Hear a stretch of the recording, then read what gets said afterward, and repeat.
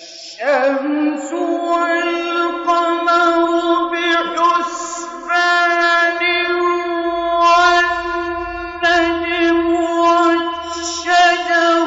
يسجدان والسماء رفعها ووضع الميزان ألا تطغوا في الميزان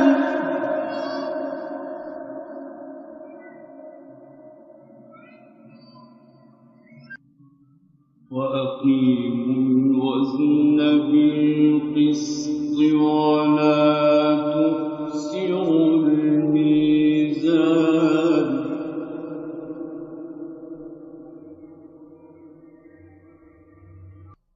والأرض وضعها للأنام فيها فاكهة والنخل ذات الأكمام والحب ذو العصف والريحان فبأي آلاء ربكما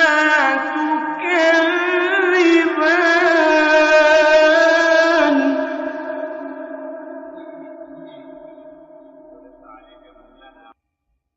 خلق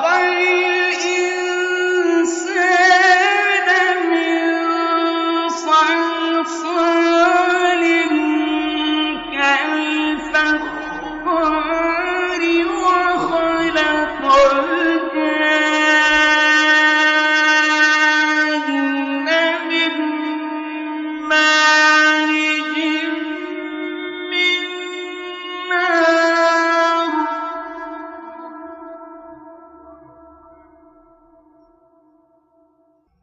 فبأي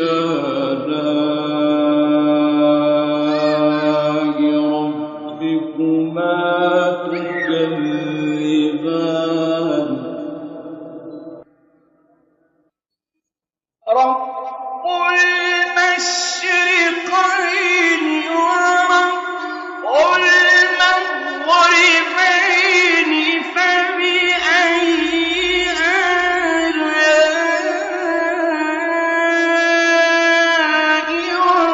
ربكما تكذبان مرج البحرين يلتقيان بينهما برزخ لا يبغيان فبأي آلاء ربكما تكذبان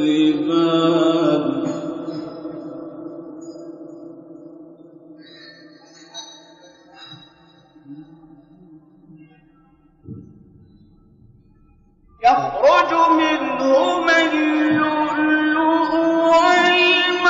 والمرجان